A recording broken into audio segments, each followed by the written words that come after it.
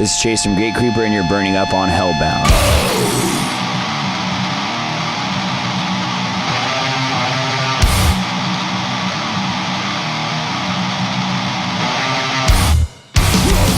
What's up, everybody? It's your pal, me, Gene from Hellbound. I'm at Slim's in San Francisco tonight, and I'm joined with Chase from Gatecreeper. How you doing, brother? Good, man. How are you? Oh, fine and dandy, man. So we are at about almost a third of the way through this tour with Power Trip and Cannibal Corpse. How's the road treating you?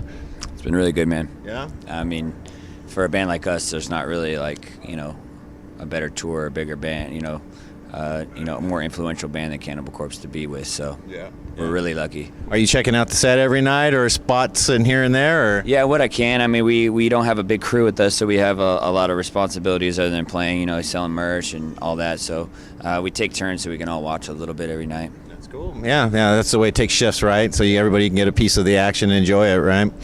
So, you guys formed in 2013, roughly. How did Gatecreeper come around? High school friends, college pals, or how did it form? I actually didn't really know most of the guys in my band until right before we started the band.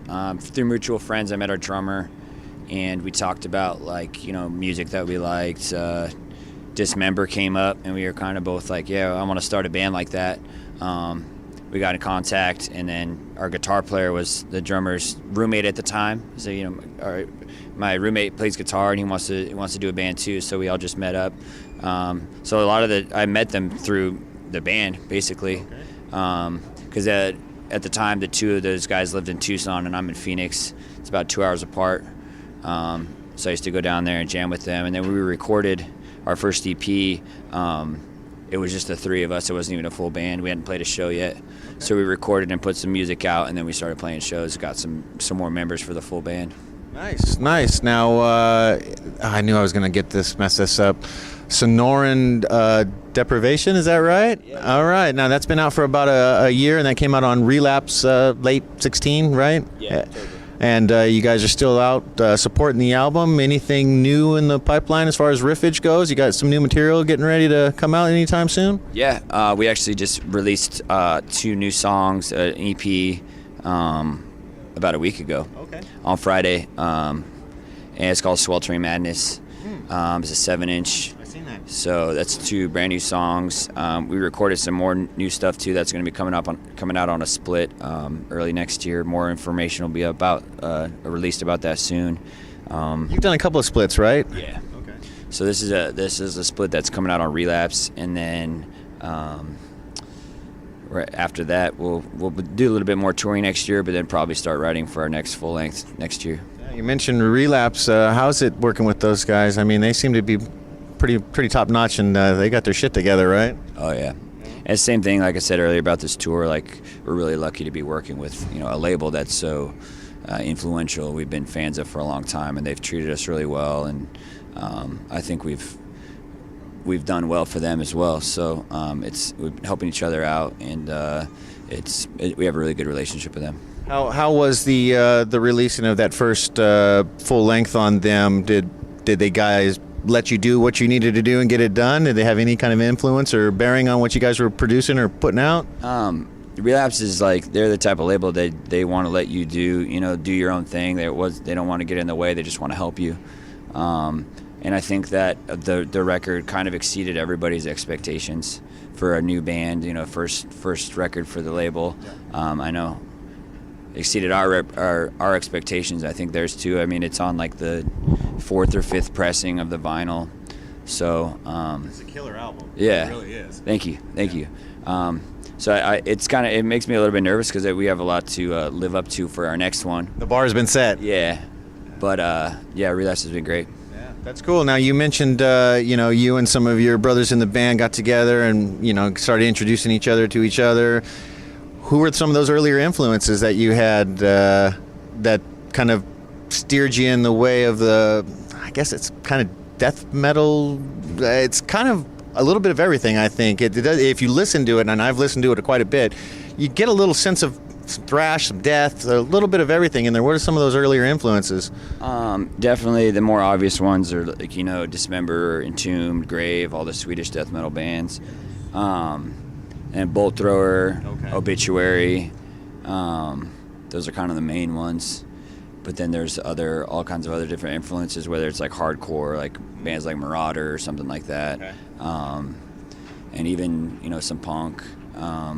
Try to do a little bit more of kind of more classic song structure, try to make it look memorable, have like choruses in it.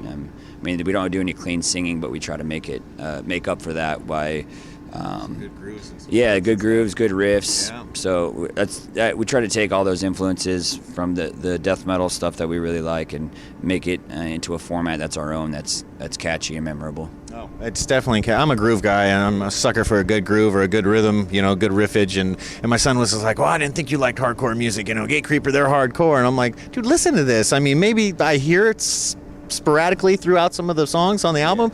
To me, it's just a classic American death metal album. That's how I view it. Yeah. I mean, I think maybe from in Arizona, where we came up from playing shows, it's not big enough where there's not a huge separation between hardcore and metal. So we'd play a lot of hardcore shows. I mean, I like hardcore. Most of us like hardcore a lot, Are you out there doing the windmill and that crazy ass dancing? No, I've never been into that, but I mean, I like a lot of that stuff, and like I said, it's really mixed. It's really mixed. So, I think that there's a perception, the perception of us being a hardcore band or. Because you do play a lot of festivals, or we played hardcore festival. I think the perception of us being a hardcore band or being involved in that doesn't have to do a whole lot with the way that we sound. It's just kind of the world, maybe some of the shows that we play. But it doesn't really bother me. Yeah. It doesn't bother me. Yeah, I mean, good music is good music. It doesn't matter, if somebody wants to stick in a genre, so be it. As long as people are remembering, buying the albums, buying the merch, who gives a shit, right? Yep. Yeah. Now. Like I said, you're about a third of the way through. You started in Florida, and you're going to end in Florida. Is that how this is working out? Anything in the foreseeable future after this jaunt across the United States with Power Trip and Cannibal? Next year, I think we've got a tour booked for maybe next summer, and we're going to do a couple fests. Okay. I think we're going to take a little bit of time off at the beginning of the year, and then, who knows at this point, but I think that it's probably going to be about time to start working on our next record. Yeah, and with a great label like Relapse, I'm sure the phone calls are going out as well as coming in to get you guys on some of these festivals, because the festivals nowadays are so diverse, and there's a little bit of everything for everybody in them. And I wouldn't be surprised if you guys started getting those calls and playing some of those nice summer festivals. Man, that'd be nice, right? Yeah, I mean, we played a couple. We played that Psycho Las Vegas earlier this year. That was really cool. We had a really good time. Gambled a little bit, and it was just a good environment. A little bit debauchery going on. Yeah, it was a fun environment. Vegas isn't too far from us, and we got some, like I said, we got some lined up for next year that should be cool. But yeah, I'd love to play. The fests are fun, Well, growing up in Arizona, what was the scene like there? You're obviously a much younger man than I am. What was the scene growing up there like? Music scene. I mean, it's not known for a whole lot. I mean, as far as metal, I mean, there's like the old punk, like JFA was from Arizona, and then like Flotsam and Sacred Reich from Arizona. But then for a while there wasn't a whole lot that it was known for. And then in the 2000s, mid 2000s, Job for a Cowboy was a big band from Arizona. Is it still kind of an underground scene per se over there? Yeah. Garage shows, backyard shows, stuff like that? I mean, there's cool venues. We get a lot of good shows because we're so close to California. And, if a tour is going from east to west coast, either way, they're going to pass through Arizona. Yeah. So we're good. I mean, we get a lot of good shows, and we've been able to get a lot of good opportunities from being from Arizona. I think it makes us stick out a little bit. Mm-hmm. It makes us unique, and we definitely try to do that in some of our art or whatever it is, like naming our album Sonoran Deprivation. It's just, we're proud to be from Arizona. Yeah, is that where the title just came from? Proud to be from Arizona? Yeah, the Sonoran Desert's where we're at, So we wanted to kind of rep Arizona, and just like I said, there's it's not known for metal. And we would like to change that. That's awesome, man. A little pay some homage to the home state, right? Yeah. Yeah. As we get ready to wrap up here, I always like to put people on the spot and ask the desert island question, and it's usually pretty tough, but bear with me. As of today, because it could change tomorrow, you got 3 albums to listen to for the rest of your life. What are they? Oh, wow. Oh, it's, albums give you twice as much. yeah. I mean, I listen to a lot of different stuff. I guess I would have to choose maybe one metal album, I could choose 3 metal albums right off the bat, but I don't know if I want to listen to just 3 metal albums the rest of my Well, life. it could change tomorrow. So what are you thinking right now? I would say Dismember, Massive Killing Capacity. It's like my favorite death metal album. Souls of Mischief, 93 Till Infinity, and Teenage Fan Club, bandwagon-esque. Nice.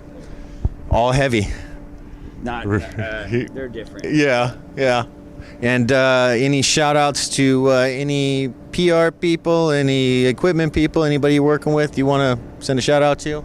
Yeah. Family, friends? Yeah, Jason F. Fender, hooking it up. And, shout out to Relapse, Closed Casket Activities, Full of Hell, The Body, Genocide Pact. It's all our friends. Yeah, that is a lot of friends. Well, Mean Gene with Hellbound, Chase from Gatecreeper, get out. They're going across the United States right now with Power Trip, Cannibal Corpse. Get out, support live music, stay heavy. Thank you, brother. Yeah, thank you. Good stuff.